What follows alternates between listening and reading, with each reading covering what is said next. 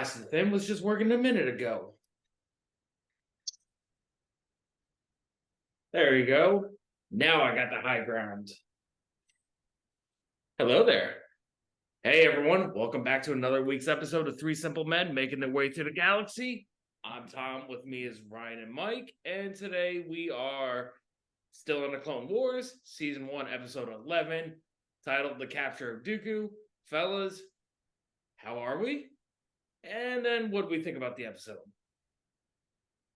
Doing Quite good. the turn of events. I mean, I think we had a little bit of excitement with General Grievous and Kit Fisto and that lair, and now we're seeing a chase that ends up unexpectedly with the title Dooku Captured. So pretty fun episode. Yeah, so we start off with our quote: "The winding path of peace is always a worthy one, regardless of how many turns it takes." One thing I did notice, and I even went because I know we're trying to watch these, or we are watching these as chronologically as possible, but I felt like we were missing an episode. So while we were watching, I kind of looked online. I'm like, is there supposed to be an episode between episode 10 and 11? And apparently a lot of people have asked that question from what I could see online, and the answer is no. But it did seem like we got a lot more information in that kind of opening little monologue of the on the front. These are, and we learn like Anakin has been captured and Kenobi has been dispatched to save him in a search for Dooku, and it just seemed like it was recapping an episode that never happened. I feel like there was like a web comic issue, if I remember, because like I think that kind of got into a little bit what happened, but it's hard to find on the internet these days. Because like I think it did for this one in particular, it did show how Anakin got captured, but I can't find it online unless someone out there was a collector of these animated Clone Wars comics and could find that answer for us. We greatly appreciate it. Yeah, I mean that makes sense because it just seemed like there's a little bit of a gap. But that being said, we move on to yes, Obi-Wan is boarding the ship to rescue Anakin, who has been captured. He opens an initial cell door, and this will be my quote for the episode besides the original one. He does say, "You are not the prisoner I'm looking for," which I think was a reference to A New Hope, where it's "These are not the droids you're looking for." So I just kind of thought that was funny. It made me chuckle a little bit. But he finds Anakin immediately afterwards, and we learn that it was all planned. Anakin got captured on purpose, didn't have his lightsaber with him, and the whole plan was to get there to find Dooku. Well, one of my favorite quotes of that little exchange between the two of them is like, "At least he's a master at getting caught." So, love to make the joke of Anakin not being granted the rank of master, but Obi-Wan proved to be the exception here and granted him the master of being caught. So that was a little funny back and forth between the two of them as they were going about, well, yeah, I could have done something if I had my lightsaber. We'll see more of that. We'll see more of that witty, him being sassy and that witty banner going back and forth all through this episode. Mm-hmm. So we kind of see them arriving to Count Dooku, and Dooku, of course, had not nice things to say to Obi-Wan. It's like, "Oh, what an unpleasant disturbance in the Force that I sense with you on board, and thank God you're here, or what would Anakin do without you?" So we see that, he was waiting for them, and he escapes through a trap door under where he was sitting, and Anakin's like, "Oh yeah, let me go chase him." It's like, well, not that way. And we see them go separate paths, and clever enough, Dooku uses lightning on him and fortunately distracts him enough to see that, oh crap, there's two ways that they could get to the hangar, and Anakin wasn't sure which one he went. And Dooku got to the hangar first and got on his craft and escaped. Hold on, boys. Somebody wants to say hi. No, he. Cosmo again. Hey, buddy. Hey, Cosmo. Never mind. I guess he's shy. Yeah, he just came back. He just came back right now, and he's just like, "Hey, what's going on?" It's like, if I do this again, are you gonna just walk away?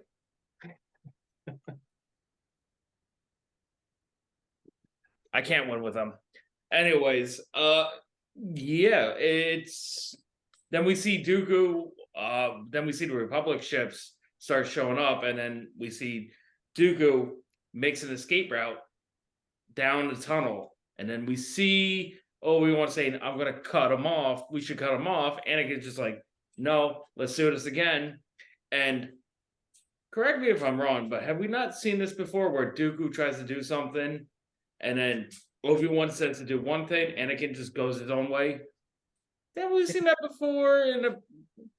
It costs. You know how they say, "Oh man, what it cost you? An arm and a leg." Well, I guess it cost Anakin an arm. Yeah, definitely very And a similar. lot of Force lightning in the process too. Yeah. So with that though, Dooku gets to his ship and escapes, followed by Anakin and Obi-Wan, who radio back to Ahsoka and say, we're gonna need backup, but we're heading after Dooku, and then they shoot down Dooku and then immediately get shot down themselves, leading them to all crash land on Vancor, the planet of Vancor, the system of Vancor. Before we go back into that, I want to just say this: when they were shooting the Separatist droid vulture ships, you ever hear Obi-Wan ever say, "Luckily enough, I'm a good shot"? No, that was the first time. That's the first time we've ever heard that, and it's like we're gonna hear him say something about a blaster rifle later on in episode 3 about rifles, and then we got the what we said, the Windy Banner. Anakin's going. Luckily for you, I'm a great pilot. Yeah, I mean, interesting. Yeah, because like Obi-Wan's not really a fan of flying, but hey, he's okay with shooting stuff out of the sky. So well, interesting there. Then I think also I caught like a brief scene where like as Dooku was escaping, one of the battle droids is waving them off like bye. It's like silly battle droid humor. They always have a way of doing something funny with those. Oh, you know what's funny? It's just like I'm just gonna say this. This is gonna be off topic from the topic, but since we're talking about the B-1 battle droids, all day at work, since I have to use a radio, all I've been hearing is all this, and I just say, "Roger, Roger, Roger, Roger." I've been saying that at work all the time, and I just can't stop. Roger, Roger. Yeah, it's like, "Hey, can you do this and that?" I'm like, "Roger, Roger." Nice. So we do get the chase on the planet into the cave system, where very quickly Dooku springs his trap, his usual MO of dropping things on top of people, because that seems to be his go-to move of fighting / escaping, and he appears to crush Anakin, and then manages to pick up his lightsaber and leave the cave, which then leaves Anakin and Obi-Wan, Anakin panickingly digging through rubble, but eventually finds Obi-Wan, and we then get introduced to Dooku coming up on back to his ship, but also a new ship, a specific ship that I don't think we've ever seen before. It looked very much like a very traditional classical UFO design, or I should say flying saucer design. So that kind of stuck out as like, wow, that is a ridiculous looking ship. But we also get introduced to, which I'm going to say, besides Ahsoka, and I'll give it to some of the clones, but probably one of the top Clone Wars exclusive characters at this time, and that is Hondo. Hondo Naka, what a classy guy. Yes, very fun character. He's the species of, I'm going to pronounce it wrong, but Weequay. No, you got it. You're very close. I think that might be you're very close. It's got it. and we learn that him and his merry band are pirates, which I find very interesting. And it didn't really occur to me until watching it this time that they chose to, make this character a pirate. One, this is our first mention. I think it's the first time we meet pirates. I want to say, does Anakin mention pirates when No, talking about the angels no, those are like or I deep space explorers, not pirates? no, yeah. And then it's kind of funny that they are pirates because their introduction gives off the vibe of they're scavengers. Well, the reason I thought the thing I kind of remembered. So this species we've seen, well, chronologically, we have not seen them before, but the first time this species was ever introduced was in Return of the Jedi at The Sarlacc pit. the Sarlacc pit, where they are the species that are walking Luke Skywalker. They're making Luke Skywalker walk the plank, which I thought is kind of funny because it's obviously a very pirate move to do, is make him walk the plank. So I don't know if Filoni saw that, met the species that way, and in his head was always like, oh yeah, they're pirate, like that's funny, they're like pirates, and then chose to go ahead and when he wrote this, make them actual pirates. So I'm gonna put a mental note because I'm gonna bring up them being pirates about when we get to their home planet, and then I'm gonna bring it back to Pirates of the Caribbean. okay. But anyway, we'll save that for a little bit down the road. So we then also get introduced to a Gundark and the funny exchange where Anakin and Obi-Wan realize that they are in fact on Vancouver, as Anakin is being pursued by a rambunctious Gundark. Is this the first time we ever saw a Gundark? Yeah, I think there was like a quote drop of like that nasty bit of Gundarks or whatever at when we first introduced to Anakin and Obi-Wan in episode 2. But The yeah, this is elevator the scene. first time Yes. we get to see a live action Gundark or animated Gundark. So yeah, that was a little fun, more banter between Obi-Wan and Anakin, and then the mistake of releasing the gas and looking like they're going to, find their demise. But then they get rescued by Ahsoka and the clones. At the same time, or maybe a little bit beforehand, Dooku strikes a deal with Hondo and the rest of the pirates for safe passage to the planet Florum. And so they're off, after the promise of, paying some money. And then so then we get the cave opening up and Ahsoka kind of being like, well, I saved you guys. And of course, both Anakin and Obi-Wan refusing to admit that she rescued them, which I thought was kind of funny. That's just like big brothers not accepting the fact that their younger brother is completely right or did the right completely thing. It's like you just don't want to acknowledge it. It's just like, nope, that never happened. Oh yeah, you weren't stuck in a cave, you weren't gonna get killed by gas, and there's a lovely Gundark behind you. It's like, but we're talking about Hondo being a pirate. I think with the scene where he gets to Florum with Dooku and he removes the lightsabers. And here's the thing I thought about Hondo and his men. They're not just pirates. Like Dooku's trying to weasel his way into, listen, how much money do you want? I got you. Don't worry about it.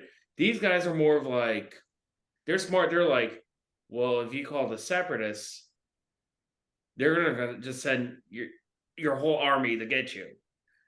I can use the Republic. You're an enemy on two fronts, an enemy of the Republic and the Jedi. So you're much more worth to us if we sell you to the Republic. So Hondo in itself is, despite being a pirate, he's a self-aware pirate where it's like, I know how things can turn out because they're in the outer, like he says, this is the outer rim. You don't survive just by being naive. Yeah, And, no. sorry, go ahead, Mike.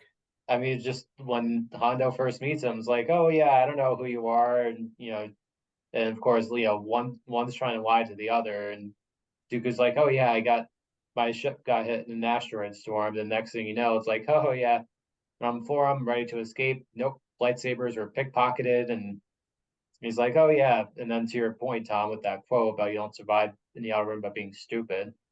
Um, yeah, we see the tables have turned very quickly, and Hondo knows exactly who Count Dooku is. It's like, yeah, I'm not going to let you call in your pals to bring you droid armies and crush us. Like, we can get the Republic involved, and anyone would pay a hefty ransom for you. And of course, you have the hologram transmission. And Palpatine's like, oh, fake news, like not the real Dooku. It's like, and of course, you have Yoda and Mace Windu. It's like, no, I'm pretty sure it's him. And then got the lightsaber to confirm it, and then Padme's like, nope, we're gonna send 2 Jedi and none other than Obi-Wan and Anakin. This is where my hot take comes in. Take it away, Tommy. Padme just completely dropped the ball on this one by sending 2 Jedi. If you actually wanted this and Hondo didn't want to be part of this war, it should have just been just 2 independent senators who are neutral, or 2 just senators who are with the Republic to make sure it's Dooku.